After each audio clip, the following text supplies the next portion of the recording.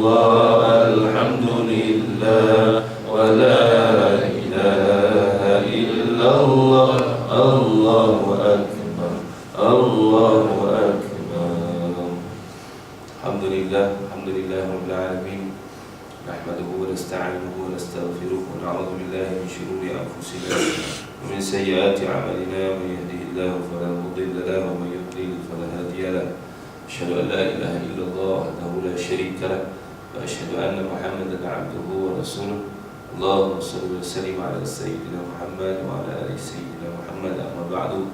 Assalamualaikum warahmatullahi taala wabarakatuh. Waalaikumsalam warahmatullahi wabarakatuh. Tuan-tuan, abang-abang, sahabat-sahabat, jiran-jiranku sekalian, syukur pada Allah Subhanahu wa taala di atas nikmat iman Islam yang Allah SWT telah anugerahkan kepada kita. Dan syukur alhamdulillah dengan izin Allah SWT juga dipelihara iman dan Islam kita ini. Sebagaimana kita sedia maklum, tanpa iman dan Islam yang ada pada kita hari ini ibarat satu kertas yang tidak ada nilai yang kita campakkan dalam tong sampah, tetapi dengan ada nilai sebagaimana wang ringgit kita itu yang berharga itu, sebab kita ada iman dan Islam. Begitu juga dengan diri kita, tuan. Jika kita tidak ada iman, tidak ada Islam, kita akan dicampakkan oleh Allah Subhanahu wa taala dalam api neraka Allah Subhanahu wa taala. Sebab itulah kita kena syukur kepada Allah Subhanahu wa taala banyak-banyak di atas segala rahmat, ihsan, kasih sayang daripada Allah Subhanahu wa taala ini. Kalau nak ikutkan kita manusia, tidak ada yang mulianya. Kalau kita tengok pun apa yang Allah SWT bagi tahu kepada kita, kita ni juga dijadikan daripada ma'im mahin, daripada air yang hina. Jadi kalau kita buat ais pun, satu orang pun tak nak minum. Buat ais blended pun orang tak nak minum. Milo tu orang nak minum ni. Tapi kalau air sebagaimana kita dijadikan, apa tak berhina. Tapi kata Allah Subhanahu wa taala, kita akan dimuliakan oleh Allah Subhanahu wa taala di saat kita membesarkan akan Allah Subhanahu wa taala dan memuliakan baginda Nabi sallallahu alaihi wasallam. Dengan asbab itu seorang hamba itu akan diangkat oleh Allah Subhanahu wa taala. Inna akramakum indallahi atqakum, kata Allah Subhanahu wa taala. Khair, syukur juga alhamdulillah kita masih dihidupkan oleh Allah Subhanahu wa taala pada 29 Syaban 1437. InsyaAllah kita akan tengok bulan lewat pada hari ini sebelum masuk di Maghrib, bagi menentukan sama ada masuk di 1 Ramadan ataupun kita terus dengan 30 Syaban. InsyaAllah hari ini kita tengoklah, ada orang yang ditugaskan tengok. InsyaAllah kita akan dapat tahu pada Maghrib nanti, insyaAllah. Tapi apa yang kita nak pastikan di sini, mungkin sedikit sebanyak yang perlu kita renung-renungkan kembali berkenaan dengan bulan Ramadan yang bakal kita sambut, insya-Allah. Kalau kita tak dapat bulan Ramadan pun, insya-Allah Ramadan pasti tiba. Kita tiba tak tiba, wallahu taala alam. Tetapi sedikit sebanyak ilmu yang Allah SWT bagi tahu daripada Al-Quran dan hadis yang baginda Nabi sallallahu alaihi wasallam berkaitan dengan Ramadan, sebagaimana yang kita baca dalam surah Al-Baqarah itu, yang dari ayat 183 hingga seterusnya bawah, sehingga dah dihalalkan wa halal lakum lailatul siyam wa fasu ila nisaikum itu. Allah SWT bagi tahu, wahai orang-orang beriman, wahai hamba-hambaku yang aku sayang, aku wajibkan ke atas kamu berpuasa sebagaimana orang-orang terdahulu. Mudah-mudahan kamu bertakwa. Tuan-tuan, inilah motif asal, inilah harapan Allah Subhanahu wa taala mewajibkan atau mensyariatkan kepada kita puasa. Tujuannya tidak lain dan tidak bukan untuk menjadikan kita ini orang yang muttaqin, orang yang bertakwa. Bila cerita orang yang bertakwa, kalau kita semak apa juga yang Allah SWT bagi tahu dalam Quran, dalam surah Ali Imran, di antaranya sifat-sifat orang bertakwa ni, antaranya wal kadhimin al ghaiz, orang-orang yang mampu menahan kemarahan. Sebab tu kalau kita tengok waktu muda kita dengan waktu yang agak berumur kita, sabar tahun kita melagi bulan Ramadan, kesabaran kita makin baik. Inilah maksudnya kalau kita kaji, dia buat kajian sifat marah ini, bahayanya sifat marah ini, bahananya, malapetakannya sifat marah yang ada pada diri kita. Dia buat kajian, bila kita marah, kita akan ambil tenaga yang banyak daripada otak kita. Bila banyak ambil tenaga daripada otak kita, ahli kesihatan bagi tahu, muka kita akan lesu, kita akan cepat dapat penyakit dengan sifat marah yang ada. Oleh itu kita dapat lihat betapa kasih dan sayangnya Allah Subhanahu Wa Taala pada kita. Allah mewajibkan, Allah memfardukan ataupun Allah mensyariatkan kepada kita puasa sebenarnya bukanlah untuk kita mendapat lapar dan dahaga semata-mata, tetapi Allah Subhanahu Wa Taala nak jaga kesihatan kita. Lihatlah betapa kasih dan sayangnya Allah Subhanahu Wa Taala. Betapa mak kita sayang pada kita, diri kita sayang pada diri kita. Allah Subhanahu Wa Taala lebih sayang dan cinta kepada diri kita. Dan begitu juga wal kadhiminal ghaidh, menahan kemarahan ini. Kalau kita tengok kemusnahan yang berlaku dalam komuniti yang paling kecil dalam rumah tangga, semuanya disebabkan sifat marah. Semuanya disebabkan sifat marah. Negeri, taman, kampung, negara, mungkin dunia, kemusnahan ataupun perpecahan, perbalahan, pergaduhan yang berlaku semuanya atas sifat marah. Kalau kita tengok Allah syariatkan kepada kita puasa sebenarnya untuk memberi keharmonian dalam kehidupan rumah tangga kita, ataupun yang boleh kita kata dalam komuniti yang paling kecil sehinggalah sebesar-besar. Begitu juga wala afina 'anil nas, orang yang bertakwa pasti memaafkan manusia lain. Dalam surah Ali Imran Allah SWT bagi ayat 134. Kalau kita tengok dalam komuniti yang paling kecil, tak payah kita tengok komuniti yang paling besar. Kalau kita tengok komuniti yang paling kecil sekalipun, seorang isteri, seorang suami, seorang anak pasti dan pasti tidak terlepas daripada melakukan dosa dan kesalahan. Cuba bayangkan dalam kehidupan rumah tangga tidak ada sifat maaf-memaafkan. Pasti dan pasti rumah tangga itu akan binasa. Apatah lagi kampung, taman, mungkin apartmen kita ini, kalau tak ada sifat maaf-memaafkan, kita akan lihat betapa kiamatnya dunia. Belum datang kiamat, kita akan nampak huru-haranya dunia. Tuan-tuan, inilah kalau kita tengok hikmah di sebalik pensyariatan satu-satu ibadah yang Allah belum kita tengok sembahyang dan sebagainya, ataupun yang kita khususkan pada pagi ini, kalau kita tengok Ramadan ataupun diwajibkan kepada kita puasa itu, kalau kita lihat hikmah di sebalik pensyariatan puasa ini, yang pertama kita akan nampak, lihat betapa kasih dan sayangnya Allah Subhanahu Wa Taala. Puasa ini sebenarnya bukanlah untuk membebankan kita, tetapi puasa ini kita akan dapat lihat anugerah ataupun hadiah daripada Allah buat hamba-hamba.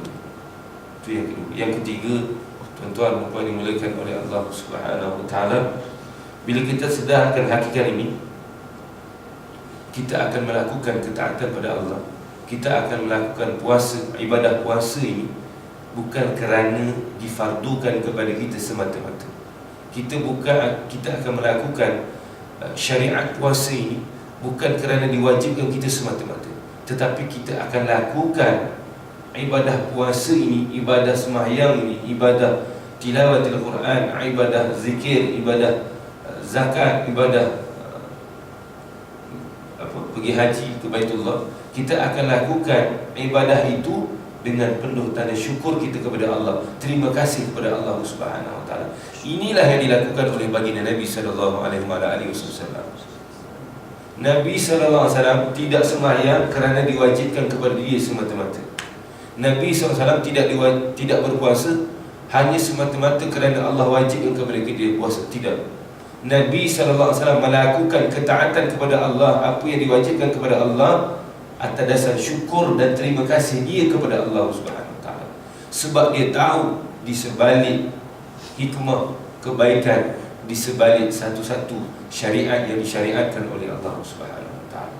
Sebab tu kita juga begitu, tuan-tuan dan puan, jiran-jiranku sekalian, kita juga hendaklah melakukan ketaatan kepada Allah Subhanahu Wa Taala bukanlah kerana diwajibkan kepada kita, tetapi hendaklah kita melakukan satu-satu ketaatan ataupun yang kita khususkan ataupun kita bincangkan pada pagi ini untuk Ramadan puasa, hendaklah dalam erti kata syukur dan terima kasih kita kepada Allah Subhanahu Wa Taala, dan baru kita akan dapat lihat baru kita akan dapat muttaqin itu sendiri. Kalau tidak, memang benar akan terbagi Nabi sallallahu alaihi wasallam, kita akan dapat lapar dan dahaga semata-mata. Yang keempat, yang tuan-tuan dan puan-puan, saya nak cerita tentang fadilat ataupun kelebihan yang Allah SWT sediakan dari segi rahmat dan keampunan di dalam bulan Ramadan ini. Allah, tuan-tuan lebih alim, tuan-tuan lebih arif daripada saya, yang lebih pengalaman, yang lebih umur istiqamah, mujahadah daripada saya. Kalau kita tengok puasa ini dalam hadis kudusi yang sebagaimana kita sedia maklum, puasa ini tak ada limit ganjaran di sisi Allah Subhanahu Wa Taala. Semuanya ada ganjaran. Allah Subhanahu Wa Taala beritahu sembahyang sunatnya macam wajibnya, yang wajib macam 70 digandakan oleh Allah Subhanahu Wa Taala. Begitu juga dengan amalan-amalan sedekah dan sebagainya. Tetapi kata Allah Subhanahu Wa Taala, puasa tidak. Puasa ni lah satu hadis kursi yang Allah Subhanahu Wa Taala kita sedia maklum. Allah Subhanahu Wa Taala kata, hamba aku puasakan aku yang akan bagi balasan buat hamba aku. Tak ada limit. Wallahu ta'ala alam. Wallahu ta'ala alam. Nabi tidak pernah sebut berapa jumlah yang Allah SWT gandakan. Yang kita pasti, Allah Subhanahu Wa Taala yang maha kasih, yang maha sayang, amat mencintai orang yang berpuasa hanya sahaja kerana dia. Dan Allah SWT akan beri ganjaran kepada orang yang berpuasa itu dalam arti kata yang sebenar, dalam tidak ada kata apa, limit jumlah. Begitu juga dengan dimakbulkan doa orang yang berpuasa, yang sedang berpuasa. Kalau kita tengok yang memberi manfaat kepada orang yang buka puasa, hadis riwayat Tirmizi, siapa yang bagi orang makan buka puasa, dia akan dapat pahala puasa orang tu. Apa tu kurang, pahala orang tu pun kan. Kalau kurang sabun tak nak makan kan, sebab tak kurang pahala puasa orang tu. Qiyam ni dalam bulan Ramadan disyariatkan oleh Allah SWT, tidak ada pada bulan-bulan yang lain. Kalau kita pastikan kita dapat tarawih sahaja pun sudah pasti. Kalau 30 Ramadan ataupun 29 Ramadan, kita tak pernah lepas daripada lakukan tarawih, dan kita tak pernah terlepas daripada Al-Qadar. Sebab Al-Qadar sudah dikira daripada malam lagi. Bukan tunggu tahajud lagi boleh dapat Al-Qadar. Tak. Kalau kita tak mampu tahajud, tak mampu witir mungkin dan sebagainya, kalau kita pastikan diri kita dah dapat tarawih sahaja semata-mata pun sudah kita dapat Al-Qadar itu sendiri. Tuan-tuan dan puan-puan. Dan begitu juga dengan tilawatul Quran. Ramadan ini memang amat berkaitan dengan kalam Allah. Kalau kita tengok riwayat-riwayat, bukan sahaja Al-Quran Al-Karim, bahkan kitab-kitab yang lain, bahkan suhuf-suhuf yang diturunkan kepada para Nabi, kebanyakannya diturunkan dalam bulan Ramadan. Sebagaimana kita tengok Ramadan ini bukan Nabi SAW ada bahawa adanya Ramadan ini sudah ada dulu lagi. Bulan Ramadan ini cuma Allah SWT muliakan bulan Ramadan. Dan begitu juga dengan qiyam, begitu juga dengan tilawatul Quran, dengan tadarusnya. Akhir-akhir hayat baginda Nabi SAW dengan tadarus. Ada riwayat mengatakan Jibril baca dan didengar oleh baginda Nabi SAW. Ada riwayat mengatakan baginda Nabi SAW baca disemak oleh Jibril AS. Pastinya ibadah ataupun amalan tadarus ini adalah sunnahnya baginda Nabi SAW. Tapi sunnah ni kalau tadarus tu, bila kawan baca tu kita semak, kawan baca tidur dia tak lama tadarus. Kawan baca kita tengok handphone pun tak lama tadarus. Tuan Ustaz. Dan begitu juga kalau kita tengok Al-Qadarnya, subhanallah, dengan Lailatul Qadarnya, kita bersedia maklum 1000 bulan, 82 ringgit tu, 3 tahun. Cuba bayangkan 1 tahun. Kalau umur kita 10 tahun, kita ambil, kita dapat Al-Qadar 1 malam. Kita sudah diumpamakan oleh Allah Subhanahu Wa Taala atau beri ganjaran oleh Allah Subhanahu Wa Taala beribadah 82 tahun lah kita ambil. Kemudian tengok plus 82 tahun kita ambil. Cuba bayangkan 10 tahun kita dapat Al-Qadar. Sudah ada 820 tahun kita beribadah kepada Allah Subhanahu Wa Taala. Itu cerita pasal malam Al-Qadar saja, bukan sebelum malam Al-Qadar lagi. Belum kita cerita dekat Masjidil Haram, Masjidil Nabawi, belum kita cerita itu. Itu cerita kat Malaysia. Itu 10 tahun tu. Cuba bayangkan umur kita 40 tahun, 50 tahun dapat Al-Qadar. Kalau 50 tahun kali 820 tahun, itu pun dah 4,000 lebih. Tidak ada umat yang hidup sebegini yang dimuliakan oleh umat baginda Nabi sallallahu alaihi wasallam. Begitu juga dengan sahurnya, ada keberkatan pada waktu sahur ni. Bezaan, belum kita cerita pintu Ar-Rayyan lagi. Banyak, cukup banyak. Maksudnya tuan-tuan kepada Musta'ala, ini adalah anugerah dan hadiah daripada Allah Subhanahu Wa Taala buat kita. Cuma di samping kita mengetahui tentang hebat ganjaran yang disediakan oleh Allah SWT. Saya suka untuk kita sama-sama renungkan juga di samping hadis-hadis berkenaan dengan ganjaran ataupun yang disediakan oleh Allah Subhanahu Wa Taala buat kita. Sebuah hadis baginda Nabi SAW yang cukup memberi kesan kepada diri kita, tuan. Cukup memberi peringatan buat kita berkenaan dengan hadis Nabi SAW kata, ramai orang yang berpuasa hanya mendapat lapar dan dahaga. Tuan-tuan, Nabi kata bukan kod-kod, bukan. Nabi kata benar. Mungkin saya, mungkin tuan-tuan, di antara kita manusia di atas muka bumi ini, ramai yang dapat lapar dan dahaga semata-mata daripada orang yang dapat muttaqin itu. Itu yang dikatakan oleh baginda Nabi SAW. Kalau kita tengok hadis ini, tuan, kam min shaim, ramai orang yang puasa. Maksudnya, tuan, kalau kita tengok dari sudut fiqh ni, memang tak batal puasa tu. Nabi tak kata ramai orang yang tak puasa, tak. Nabi kata ramai orang yang puasa. Maksudnya sudut fiqh ni memang tak batal puasa. Tetapi yang buatkan kita banyak rugi, walaupun memang kita tak makan, walaupun kita tak minum, memang dari segi istilah, kalau kita cakap memang kita puasa, tetapi puasanya kita itu hanya dapat lapar dan dahaga. Inilah maksud baginda Nabi SAW. Maksudnya, tuan, dari sudut fiqhnya memang terjaga, tetapi dari sudut tasawufnya yang membuatkan kita ini hanya dapat lapar dan dahaga. Maksudnya kita puasa, kita kata tu macam-macam. Kita puasa tetapi mata kita tak puasa. Kita puasa tetapi telinga kita tak puasa. Kita puasa tetapi mulut kita tak puasa. Kita puasa tetapi dalam keadaan membazir.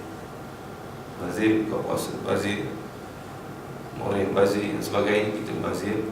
Cuba bayangkan satu rumah, kita bagi tahu dulu pun, satu rumah RM1 cukup lah. Bukan ambil kuih suri satu, demikian 2 potong. Apa juga, cuba bayangkan tuan, satu pinggan rumah kita nanti, kita tak payah ambil RM2 lah, ambil RM1 cukup. Kumpul benda-benda tu letak dalam tu pinggan, rasanya lebih RM1. Sekarang RM1 pun tak dapat nama. 4 kuih benda RM2, 5 kuih benda RM2, buatlah RM1. Cuba bayangkan satu rumah kita buat baziran RM1. Kita ambil Malaysia saja lah. Kita ambil Malaysia saja. Kalau ada 1 juta orang pun, 1 juta rumah pun, kalau RM1 dah RM1 juta kita membazirkan dalam satu hari. Malaysia ni pun tak ada 1 juta, lebih 1 juta. Itu kita ambil RM1 itu, kita tak ambil lebih pun RM2, RM3. Cuba bayangkan satu hari, tuan, bukan satu bulan Ramadan, satu hari RM1 juta memberi kita buat bazir. Itu Malaysia, bukan dunia lagi. Cuba bayangkan, tuan, pembaziran yang amat dilarang oleh Allah SWT. Dan mubadzirina kan ikhwan syaitan, kata Allah SWT. Cukup tegas peringatan daripada Allah SWT. Ini yang menyebabkan puasa kita, tuan. Mungkin puasa saya, mungkin puasa tuan-tuan, jiran-jiran saya yang muliakan oleh Allah SWT sekalian. Ini yang menyebabkan puasa kita hanya dapat lapar dan dahaga. Saya suka andaikan puasa kita selama ini, puasa saya selama ini 35 tahun, hanya dapat lapar dan dahaga semata-mata. Sebab kalau kita tengok, saya tengok diri saya, tuan, dulu sebelum puasa, saya orang yang barat, saya orang yang pemarah. Contohnya kita orang yang pemarah. Lepas bulan Ramadan pun, kita tetap jadi orang yang pemarah. Itu pasti dan pasti menunjukkan puasanya kita hanya dapat lapar dan dahaga. Sebab kata Allah SWT, kalau kita dapat puasa dengan yang baik, kita akan keluar muttaqin. Orang yang muttaqin akan mampu mengawal kemarahan, bukan hilang sifat marah. Tak menjadi. Marah ni adalah satu sifat semula jadi fitrah. Memang kena marah. Tak marah jadi bapuk, pejuang Islam jadi bapuk masjid. Tak faham ni? Kan? Nafsu marah memang ada. Nafsu makan. Kalau kita nak suruh Allah ikat syaitan, kita Allah ikat makan, tak buka kita. Nak makan kena ada nafsu, kan? Nafsu ni kena ada, tetapi kena dikawal nafsu ni, dibendung oleh nafsu ni. Dan Allah kata dalam Quran, memang nafsu ni mampu dikawal. Kau tak akan cerita pasal nafsul mutmainnah, tak cerita pasal nafsul lawamah dalam Quran Karim, tak cerita pasal nafsul amarah, tak cerita. Itu Tuhan yang dimuliakan oleh Allah Subhanahu Wa Taala. Sebab tu ini paling penting. Kalau kita dah tahu dengan hadis hebatnya ganjaran yang disediakan oleh Nabi, ataupun disediakan oleh Allah SWT dan peringatan daripada baginda Nabi SAW ini. Cuma mungkin kalau kita tengok persoalan yang ataupun apa yang perlu kita buat di akhir-akhir bulan Syaban yang mulia ini, dan begitu juga mungkin dalam bulan Ramadan. Pertama sekali sudah pasti dengan ilmu. Ilmu ni maksudnya ilmu ini datangnya daripada Allah dan baginda Nabi SAW, sebagaimana untuk kalau kita kata tadi ilmu yang berbentuk dalam bentuk ilmu fiqh ataupun ilmu tasawuf itu sendiri. Kita kena tahu ilmu fiqh macam kita tahu lah, makan, minum, benda-benda yang membatalkan puasa dan sebagainya. Mungkin sedikit ilmu yang mungkin dikatakan fardu kifayah, mungkin berkenaan dengan fidyah. Mungkin ada orang yang ganti puasa saja, ada orang yang puasa tak payah ganti, bayar fidyah semata-mata. Ada orang yang puasa pun kena, fidyah pun kena bayar. Dia ada 3 golongan kan. Dia ada satu ketika puasa dia ganti, dia tak payah bayar fidyah. Ada yang orang dia puasa pun tak payah ganti, dia hanya fidyah semata-mata. Macam ayah kita, bapak kita yang mungkin dah uzur, tak larat dah puasa, sakit tua, dah tua, umur dah 70 tahun, dah 40 tahun, memang tak harap dia sihat lah. Memang dia dalam keadaan uzur. Ketika itu tak payahlah kata ayah cuba puasa, tak payah. Hari itu terus bayar fidyah, terus bayar fidyah, dia tak payah puasa pun. Dan itu sedikit mungkin ilmu-ilmu yang berkaitan dengan fiqh. Dan yang paling penting, sebagaimana kita bagi tahu tadi, berkenaan dengan tahu sahur ini cukup penting. Puasa kita kerana Allah, bukan kerana manusia. Ini benda-benda tasawuf kan? Kerana manusia, kerana adat semata-mata orang puasa, kita puasa. Ini menjadikan nilai puasa kita hanya dapat lapar dan dahaga. Inilah nilai puasa kita, hanya dapat lapar dan dahaga. Begitu juga dengan mungkin kita tadi lah, mazirnya, mungkin dari segi mengata orang mulut maksiat yang kita tak sepatutnya kita lakukan, sebagaimana apa yang dilarang oleh Allah Subhanahu wa Ta'ala. Itu yang pertama. Yang kedua, sudah pasti ilmu.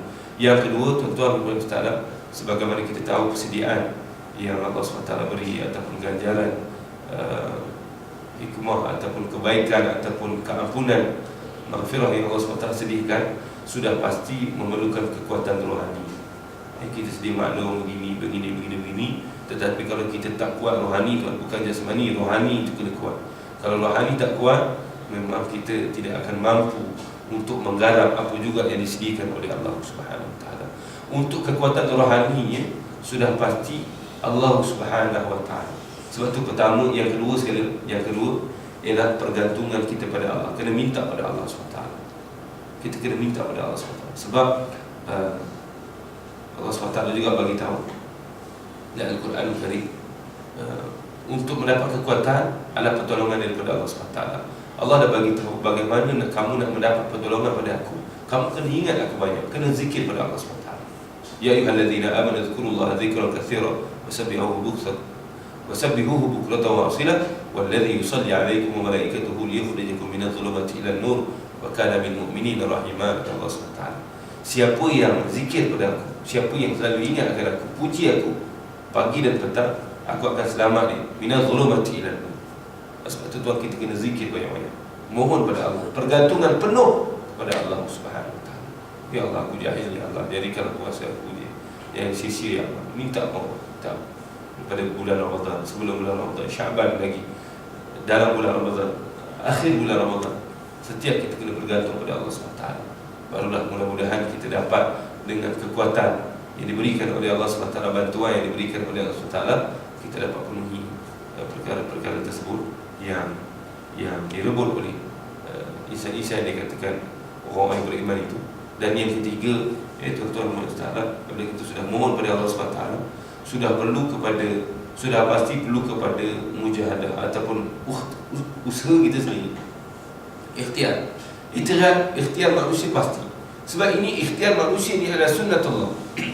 Allah SWT sudah bagi tahu dalam Quran, aku tak akan bagi kamu kenyang kalau kamu tak makan. Aku tak akan bagi kamu muttaqin, kalau aku tak akan bagi kamu dapat takwa kalau kamu tak usaha. Maksud ini bagi tahu kepada kita, tuan, Allah tak akan bagi apa yang kita harapkan tanpa usaha pada manusia kita sendiri. Sebab tu usaha ni kita bagi mujahadah. Sebab tidak ada ketaatan pada Allah dengan jalan susah payah. Semua ketaatan pada Allah sudah pasti perlukan mujahadah. Dan mujahadah ini juga kita sedih mana mujahadah usahanya manusia ini yang dapat kita simpulkan. Pertama kita kena ada target lah. Di sini akhir bulan Syaban kita kena letak target. Kita kena letak target. Tarawih kita bagaimana? Aku kena pastikan aku tarawih. Walau bagaimanapun kita nak shopping dan sebagainya. Shopping lah tak ada masalah. Kita buat persiapan dan sebagainya. Tapi tarawih kita cuba. Tak dapat berjemaah dan sebagainya. Balik pukul 9 malam, 12 malam. Kita kena buat juga. Kalau tak larat dan sebagainya, tak larat boleh duduk, tak ada masalah. Kan? Sebagai sunat boleh duduk, tak ada masalah. Walaupun markah dah jadi kurang sikit lah. Demi markah 50% dah kena potong. Tetapi masih dapat. Kan? Kepentingan mungkin ada orang niaga bazar Ramadan, niaga sate dan sebagainya. Penat, kena 500 cucuk yang main tu. Memang kaki bengkok buat dia. Tapi ada kerisauan orang ni 11 malam, 12 malam closing habis dia tak juga. Oh ini orang yang hebat. Ini maksudnya mujahadah. Kena jalan susah payah. Sebab tu kena ada target. Tilawatul Quran ni kita kena buat target. Kalau masuk puasa nantilah baca Quran. Kalau ada kosong-kosong yang itu habis lebuh. Satu kalau tuan-tuan sembang orang tua-tua, mak-mak yang kita ataupun tuan-tuan Ustaz Amri, Ustaz Rahim dan tuan-tuan yang mungkin pernah kalau kita puasa, kalau kita dan pernah merasa puasa dekat Makkahul Mukarramah, puasa dekat Makkah. Kalau kita tengok tuan, apa orang tu buka puasa? Kurma dengan air Zam-Zam. Habis tarawih pun tak ada makan lagi. Itu je. Boleh lah tuan, mampu. Subhanallah. Sebab apa tuan? Dekat Malaysia lagi, bila kita dah jejak bumi ni, sudah kita target lah. Bila target, Allah boleh buat memang boleh buat sebab kita dah ada target. Cuba orang yang makan kurma dengan Zam-Zam balik Malaysia, macam mana orang boleh buka puasa? Kalau meja kat rumah tu, bucu meja tak nampak tu, kuih penuh, bucunya tak nampak. Sebab Malaysia ni kita dah tak ada target. Sebab tu kita kena ada target. Bila target, insya-Allah mampu buat. Mampu, pasti dan pasti mampu buat. Dan izin Allah SWT. InsyaAllah Allah bantu dalam perkara-perkara yang baik. Sebab tu kena ada target. Yang ketiga ni kena ada target. Dan sebagaimana sedia maklum, dan kena wujud suasana.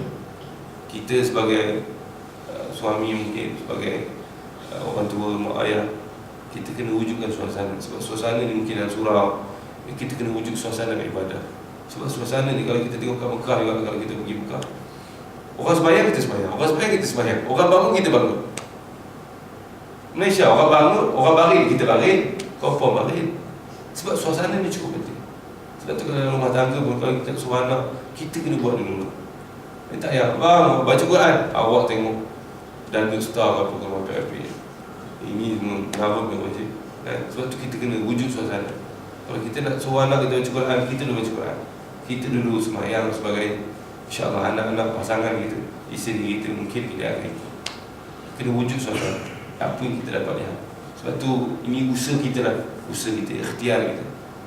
Sebagaimana yang kita buat, mana-mana tempat surau, masjid dan sebagainya. Macam-macam cara untuk kita wujudkan suasana. Macam-macam cara untuk kita buat teka dan sebagainya. Ini adalah wujudkan suasana. Wujudkan suasana.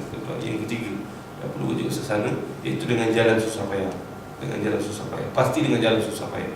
Sebab tidak ada ketaatan tanpa jalan susah payah. Dan susah payahnya itu tidak disia-siakan oleh Allah SWT. Baik dalam ayat yang khusus ataupun dalam ayat yang tidak khusus, Allah SWT khusus orang yang bermujahadah, orang-orang yang jalan aku mujahadah. Allah kata kita berjaya. Allah kata berjaya. Bukan sekadar berjaya. Allah SWT beri khabar gembira kepada kita, orang yang bersusah payah untuk agama aku, orang yang bersusah payah untuk aku akan bagi syurga. Allah SWT bagi dalam surah, dalam surah Taubah pun ada ayat 20, ayat 21, ayat 22. Ya ayyuhallazina amanu, Allahumma shalli ala Muhammad. Ya ayyuhallazina amanu, allazina amanu wa hajaru wa jahadu fi sabilillah bi amwalihim wa anfusihim a'zamu darajatan 'inda Allah wa ulaika humul faizun. Yubashshiruhum rabbuhum birahmatin minhu wa ridwan wa jannatin lahum fiha na'imun muqim khalidina fiha jazaa' bima kanu ya'malun. Kata Allah SWT, orang yang bersusah payah kerana aku, orang yang bersusah payah kerana agamaku, mereka yang susah payah untuk taat perintah aku akan masuk ke dalam syurga Allah SWT. Dan kalau kita tengok tuan, inilah tujuan Allah ciptakan manusia. Allah ciptakan kita manusia untuk beribadah kepada Allah dengan adanya nafsu, dengan adanya syaitan.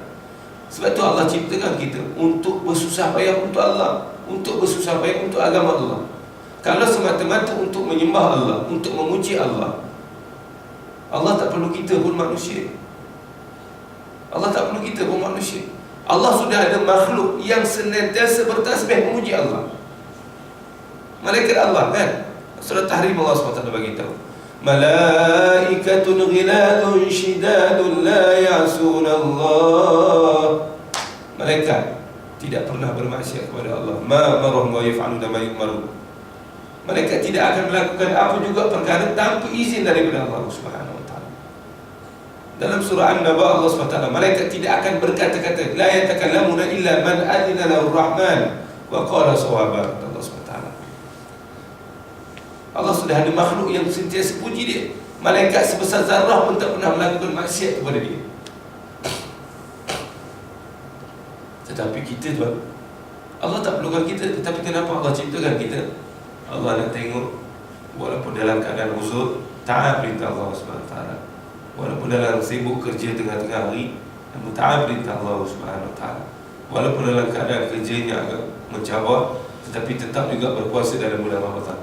Susah payah, inilah nilainya manusia tuan. Inilah tujuan hidup kita. Susah payah untuk Allah, susah payah untuk agama Allah Subhanahu wa ta'ala. Inilah nilai kita manusia di sisi Allah Subhanahu wa ta'ala. Dan akhirnya tuan-tuan Ustaz Alam, semuanya kita kena tawakal pada Allah Subhanahu wa ta'ala. Tawakal ni maksudnya ialah, marilah kita buat hanya semata-mata hanya mengharapkan redha daripada Allah Subhanahu wa ta'ala. Kita tidak mengharapkan redha manusia. Alhamdulillah umur kita yang berbaki ni amat rugilah kita. Kalau macam budak-budak dulu pun mungkin tak apa, tapi kita yang mungkin dah 30 lebih, 40, 50, 60 apatah lagi, marilah sama-sama kita melakukan ibadah. Dan mungkin kita melakukan sedekah jariah, kita melakukan ketaatan pada Allah dengan bentuk tawakal pada Allah, semata-mata hanya seni kerana Allah. Janganlah kerana pujian manusia, janganlah kerana apa juga udah-udah itu kata orang.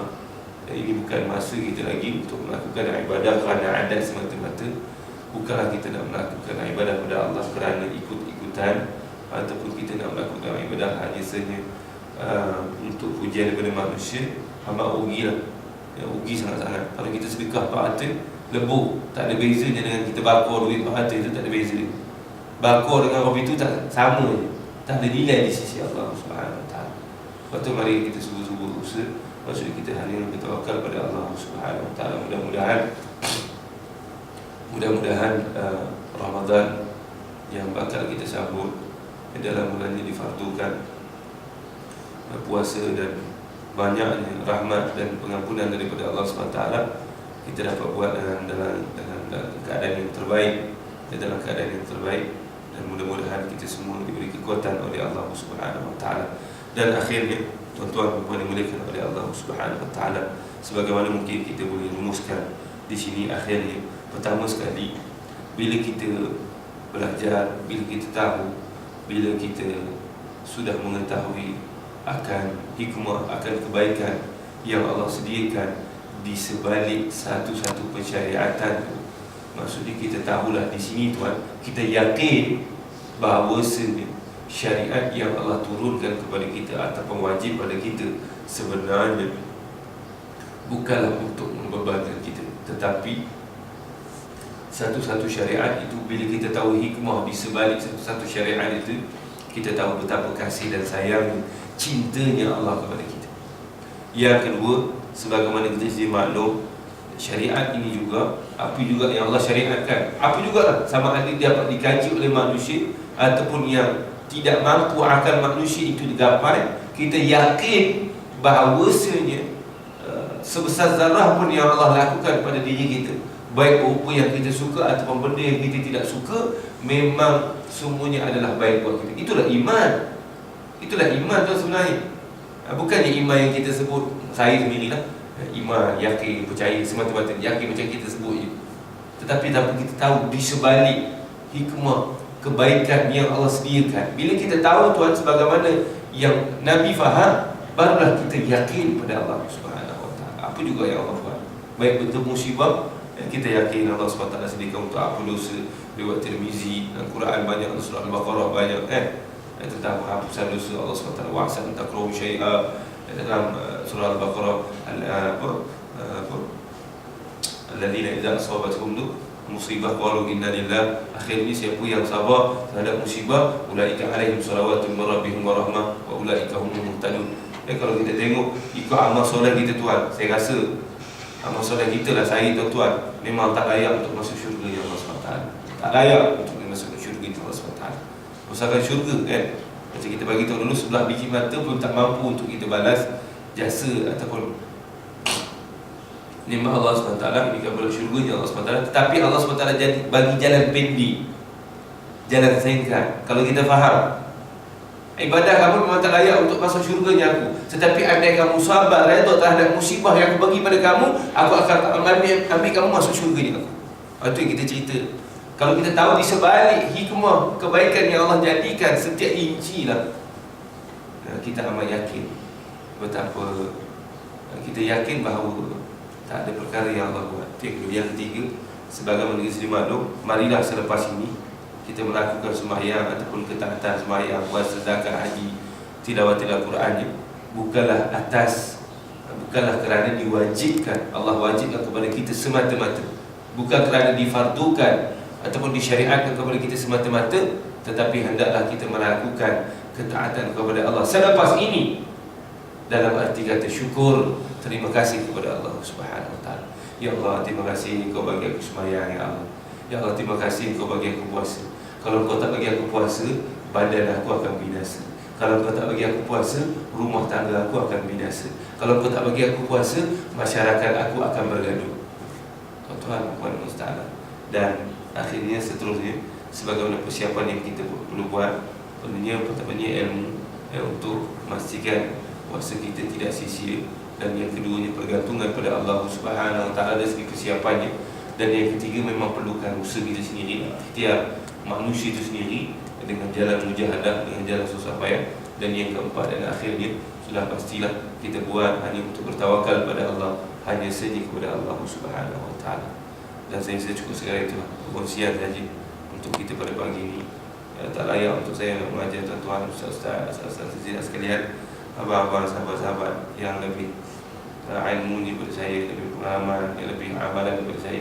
Cuma kita kongsi-kongsi peringatan ni bukan hanya daripada saya lah. Peringatan ni sebenarnya datang daripada Allah dan baginda Nabi SAW. Kita ni cuma kosmen aja. Siapa yang ambil peringatan daripada Allah dan baginda Nabi SAW, insya-Allah kita akan berjaya. Tetapi kalau kita tak ambil peringatan daripada Allah dan baginda Nabi SAW, kita juga yang akan rugi lah, kata Allah Subhanahu Wa Taala.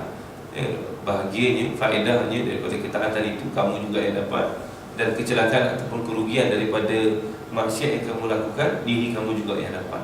Tuan-tuan, mudah-mudahan sedikit ilmu daripada Allah Subhanahu Wa Taala dan baginda Nabi SAW ini dapat sama-sama kita manfaatkan. Mudah-mudahan